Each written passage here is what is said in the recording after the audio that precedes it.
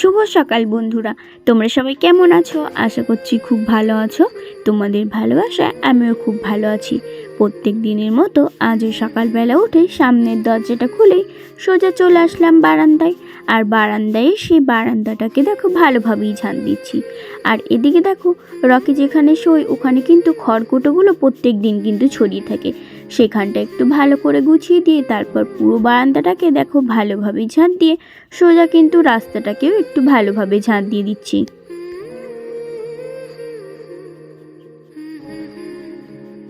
রাস্তাটা ঝাঁট দিচ্ছি ঠিক কথাই। আর আজকে কিন্তু ঘুম থেকে উঠতে অনেকটাই লেট হয়ে গেছে।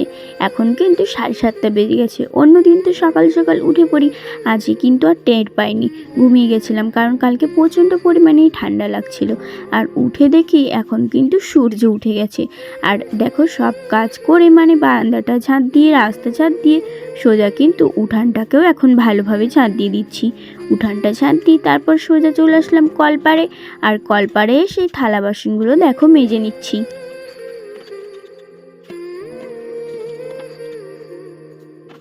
থালা বাসনগুলো মেজে নিচ্ছি ঠিক কথাই। প্রত্যেক দিনে যেমন কাজ তেমনই তো আমাকে করতে হবে। প্রত্যেক দিন সেই থালা বাসন মাজা, সেই থালা বাসনে কিন্তু মেজেই যেতে হবে সারাটা জীবন ধরেই।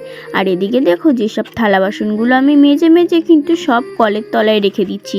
আর তারপর কিন্তু থালা বাসনগুলোকে ভালোভাবেই ধুয়ে নেবো। আর এখন দেখো কলটা একটু চাপ দিয়ে থালা বাসনগুলোকে ভিজিয়ে রেখে দিলাম, না হলে কিন্তু শুকিয়ে গেলে আবার ডোলে কিন্তু থালা বাসনগুলোকে ধুতে হবে। থালা বাসনগুলো দেখো ভালো করে মেজে থালা বাসনগুলোকে কিন্তু আমি একটা একটা করে ভালোভাবেই ধুয়ে ধুয়ে সাইডে রেখে দিচ্ছি।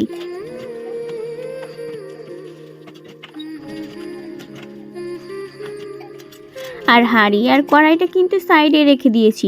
প্রথমে কিন্তু এই থালা বাসনগুলোকে ধুয়ে নিলাম, তারপর হাঁড়ি কড়াইটাকেও মেজে সোজা চলে আসলাম বারান্দায়।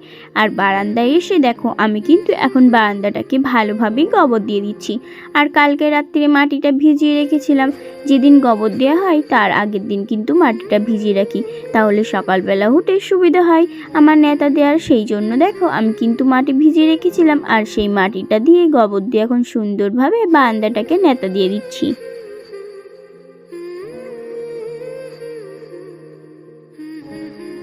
আর ওপাশটা দেখো নেতা দিয়ে সোজা চলে আসলাম এই যে রাস্তার সাইডে এইখানটা। আর বাইরেটাকেও একটু নেতা দিয়ে দিলাম গেটের সামনের দিকটা। তারপর দেখো ভেতর দিকটাকেও কিন্তু ভালোভাবেই আমি নেতা দিয়ে দিচ্ছি। আর আজকে কিন্তু গামলাতে গুলাইনি, আজকে এই ছোটো বালতিটাতেই গুলিয়েছি।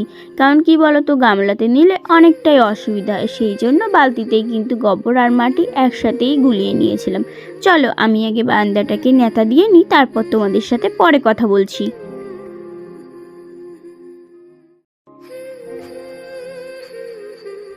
বারান্দার এই পাশটা আগে নেতা দিয়েছিলাম, ওই পাশটা কিন্তু শুকিয়ে গেছিলো।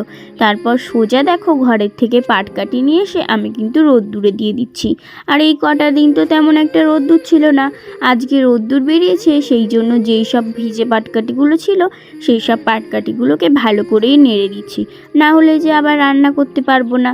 আর রান্না না করতে পারলে খাবো কি, সেই জন্য চটাপট সব কাজ করে নিয়ে এখন দেখো কাঠগুলোকে আমি রোদ্দুরে মেলে দিচ্ছি।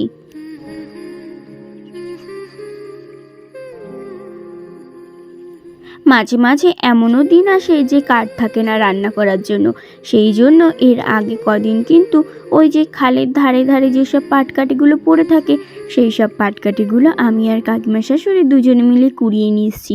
আর এনে দেখো আমরা কিন্তু এখানে সুন্দরভাবে আমি মেলে দিচ্ছি, আর কাকিমা ওই সাইডে কিন্তু মেলে দিয়েছে। আর আজকে কিন্তু সব পাটকাঠিগুলোকে পুরো দেখো রোদে দিয়ে দিচ্ছি। এই যে রোদে দিচ্ছি, আর কিন্তু সেই বিকালবেলা তুলবো, তার মধ্যে পাটকাঠিগুলো কিন্তু শুকিয়ে যাবে।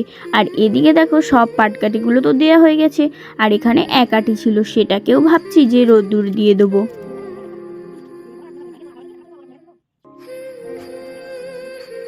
তাই ওই পাটকাঠিটাকেও নিয়ে এসে দেখো আমি ওইখানে কিন্তু আটিটাকে খুলে দিলাম। আর এখন ওইখান থেকে সব পাটকাঠিগুলো আমি ছোট ছোট করে ভেঙে তারপরেই কিন্তু আমি পাটকাঠিগুলোকে রোদ্দুরে দেবো।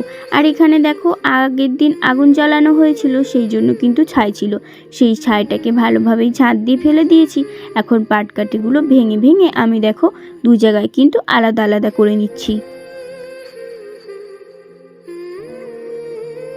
গোপুসোনাকে পুজো দিয়ে সোজা দেখো চলে এসেছি রান্নাঘরে রান্না করার জন্য। আর এপাশে চাপিয়ে দিয়েছি ভাত, আর এদিকে চাপিয়ে দিয়েছি কড়াই। আর কড়াইটা গরম হলে তারপরে কিন্তু কড়াইয়ে তেল দিয়ে দেবো। আর এই দেখো, এই যে এই মাছটা কিন্তু কালকে কিনে নিয়ে এসেছিলাম, কালকে আর রান্না করিনি। আর চ্যাং মাছ তো তোমাদের দাদাভাই খায় না, সেই জন্য ওর জন্য এই দুটো মাছ। আর এই মাছগুলো আমার। আর এই যে এই ছোটো ছোটো চ্যাং মাছগুলোকে, এগুলোকে কিন্তু পেঁয়াজ আর লঙ্কা দিয়ে ভাজবো। চলো কড়াইটা গরম হয়ে নিক, তারপরে তেল দিয়ে যখন মাছগুলো ভাজবো তখন তোমাদের সাথে আবার কথা বলবো।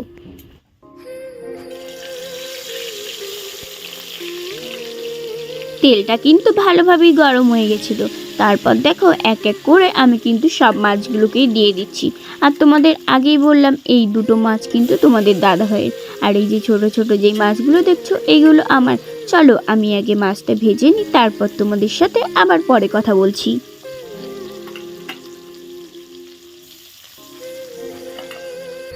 মাছ ভাজা হয়ে গেছে, মাছ ভেজে তুলে রেখেছি। এখন দেখো তরকারিটা রান্না করবো বলে আমি কিন্তু জিরে ফোড়ন দিয়ে দিলাম। আর এটার সাথে তরকারিটা কেটেই রেখেছি এই যে আলু আর বেগুন। আজকে এই আলু আর বেগুন দিয়েই কিন্তু তরকারিটা রান্না করব।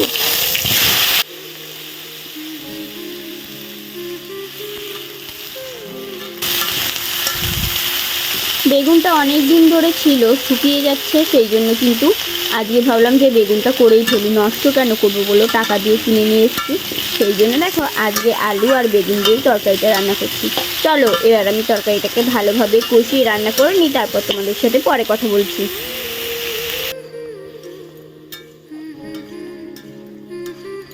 তরকারিটা দেখো ভালোভাবে কিন্তু আমি কষিয়ে নিচ্ছি। আর তরকারির সাথে কিন্তু গোটা গোটা লঙ্কা দিয়ে দিয়েছি, কারণ কি বলো তো, গোটা লঙ্কা দিলে আমার সুবিধা হয়, পরে লঙ্কাগুলো সিদ্ধ হয়ে গেলে তুলে কিন্তু ঘষে দিয়ে যায়, তাহলে লঙ্কাটা পুরো একদম মিশে যায় তরকারির সাথে। আর এদিকে দেখো ভালো করে কিন্তু ঝোলটাও ফুটে গেছে। তারপর আমি মাছগুলোকে দিয়ে দিলাম। মাছগুলো দিয়ে খানিকক্ষণ ভালোভাবে তরকারিটাকে ফুটিয়ে তারপর কিন্তু তরকারিটাকে আমি নামিয়ে নেবো।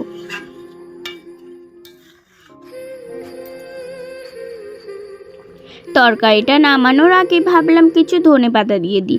কিছু ধনেপাতা ছিল, সেই ধনেপাতাগুলোকেই দেখো আমি কিন্তু একটু ছিঁড়ে ছিঁড়ে কিন্তু তরকারির ভেতর দিয়ে দিলাম। আর তরকারির ভেতর ধনেপাতা দিয়ে খেলে কিন্তু খুবই ভালো লাগে, তোমরাও খেয়ে দেখবে খুব ভালো লাগবে। আর কারা কারা তরকারির ভিতর ধনেপাতা দিয়ে খাও অবশ্যই কমেন্ট করে জানাবে।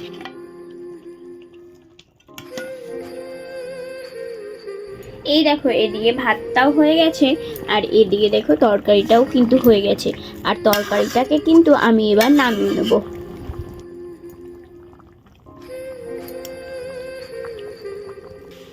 তরকারিটাকে নামিয়ে রেখে তারপর দেখো আমি কিন্তু কড়াইয়ে চাপিয়ে দিয়েছি ওলকপি। আর ওলকপি আগের দিন অনেকগুলো নিয়ে এসেছিলো। ওলকপি কী হয় বলো তো, এনে নাকি তাড়াতাড়ি খেতে হয় সদ্য সদ্য, তাহলে নাকি কচি থাকে, না হলে বুড়ো হয়ে যায়। সেই জন্য অনেক দিন হয়ে গেছিলো, আর আগের দিনও রান্না করেছিলাম, তরকারি গলতে চাইছিল না। তাই ভাবলাম যে ওলকপিগুলোকেও না নষ্ট করে ওলকপিগুলোকে ভাজা যাক।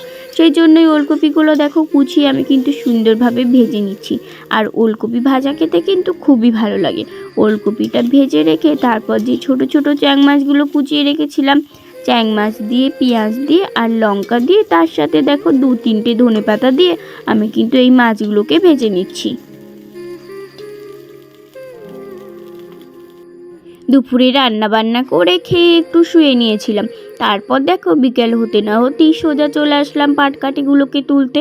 পাটকাঠিগুলো কিন্তু এখনও পুরোপুরি শুকায়নি, হাফ শুকিয়েছে আর হাফ কিন্তু ভিজা আছে। সেই জন্য আমি দড়ি করে বেঁধে রেখে দিচ্ছি, আবার কালকে দেবো তাহলে কিন্তু শুকিয়ে যাবে। আর যদি এইভাবে রেখে দিই তাহলে তো ওই শিশিরে আবার যেটুকু শুকিয়েছে সেটুকুই ভিজে যাবে। সেই জন্য দেখো আমি কিন্তু পাটকাঠিগুলোকে আঁটি বেঁধে রেখে দিচ্ছি।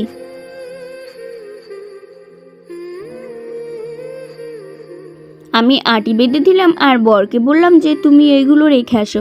সেই জন্য ও দেখো পাটকাঠিগুলোকে রেখে আসলো। আর এদিকে বিকাল হয়ে গেছে, যে যার ছাগল চড়িয়ে দেখো সবাই কিন্তু বাড়ি যাচ্ছে।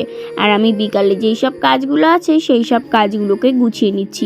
আর এদিকে দেখো পাটকাঠিগুলোকে গুছিয়ে রেখে তারপর কিন্তু সুন্দরভাবে বারান্দাটাকেও ঝাড় দিয়ে নিয়েছি, আর এখন রাস্তাটাকেও সুন্দরভাবে ঝাড় দিয়ে নিচ্ছি।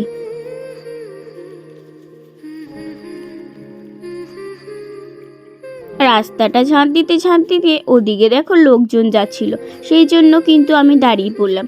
তারপর পুরো রাস্তাটাকে ভালোভাবেই ঝাঁট দিয়ে দিচ্ছি, যেহেতু কালকে আবার পাটকাঠি নাড়বো, আর যদি নোংরা থাকে তাহলে কিন্তু কুকুরে পায়খানা করবে, সেই জন্যই ভালোভাবে পুরো রাস্তাটাকে ঝাঁট দিয়ে দিচ্ছি। আর মাঠে দেখো যত লোকজন গেছিলো সবাই কিন্তু এখন বাড়িতে ফিরছে। রাস্তাটাকে আমার ওই পাশটা ঝাঁট দেওয়া হয়ে গেছে, আর এদিকটাও দেখো একটু কিন্তু ভালোভাবেই ঝাঁট দিয়ে দিচ্ছি।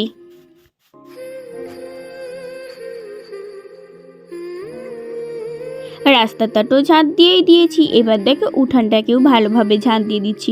আর প্রত্যেক দিন সকালেও তো উঠান ঝাঁট দিই, আর এখন দেখো বিকালবেলা হলেই উঠানটাকে কিন্তু ঝাঁট দিয়ে দিচ্ছি। তারপর সোজা চলে আসলাম দেখো সন্ধ্যা দিতে।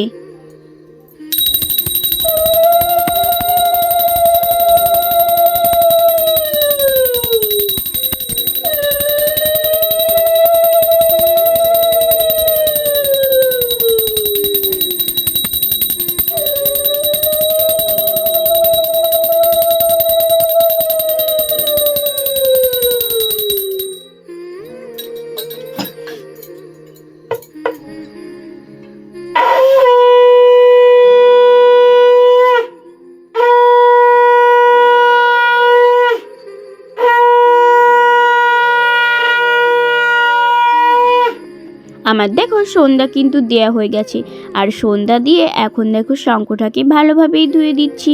তারপর দেখো এই যে পাশে কিন্তু ধুনোচিতে ধুনো জ্বেলেছিলাম, এটা কিন্তু চারিপাশে আমি একটু ঘুরিয়ে ঘুরিয়ে দিয়ে দিচ্ছি। তারপর দেখো গোপুসোনাকে নমস্কার করে সোজা কিন্তু আমি ধুনোচি, প্রদীপ, ধূপকাঠি নিয়ে চলে আসছি বাইরে। আর এখন কিন্তু বাইরে আমি তুলসী তলায় প্রদীপ দেখাতে যাচ্ছি।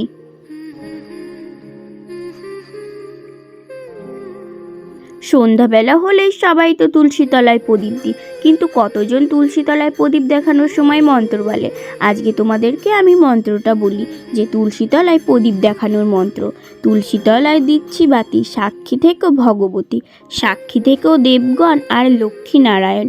বাতি দেখাই সন্ধ্যাকালে, যেন তব বরে তিন কুলে উজ্জ্বলে, মিনতি করে দিয়ে গলে বাস, অন্তিমে দিও স্থান ওহে শ্রীনিবাস। এই মন্ত্রটা কিন্তু তুলসী তলায় প্রদীপ দেখানোর সময় সবাই বলবে। আমি তো বলি, তোমরা কে কে বলো অবশ্যই কিন্তু আমাকে কমেন্ট করে জানাবে।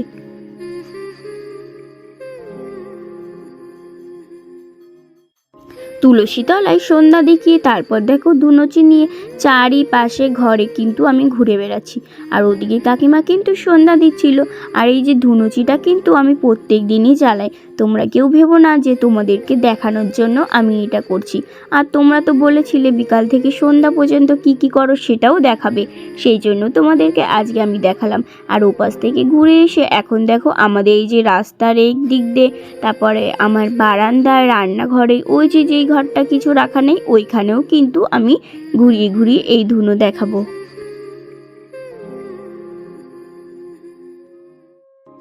ধুনোচি দেখালে কি হয় বলো তো, এই ধুনো বাড়িতে দিলে যেসব পোকামাকড় আছে সেই সব মরে যায়, আর নেগেটিভ এনার্জি বাড়িতে কিন্তু পড়ে না। সেই জন্য কিন্তু প্রত্যেক দিন আমি এই ধুনোটা ধরাই। আর তোমরা যদি চাও তাহলে আরও অনেক মন্ত্র আছে, এরকম সব মন্ত্র আমি তোমাদেরকে শেখাতে পারি। এখন দেখো আমি ধুনোচিটা রেখেই সোজা কিন্তু গোপুসোনার থেকে প্রসাদ নিয়ে এসে আমি এই যে আমার রকেকে দিচ্ছি। আর ও জানো তো এই যে এই বাতাসা খেতে না খুব ভালোবাসে, দেখো কত সুন্দরভাবে ও খাচ্ছে। আর আজকের ভিডিওটা তোমাদের কেমন লাগলো অবশ্যই কিন্তু কমেন্ট করে জানাবে। দেখা হচ্ছে নেক্সট ব্লগে। সবাই ভালো থাকবে, সুস্থ থাকবে, সাবধানে থাকবে। ধন্যবাদ।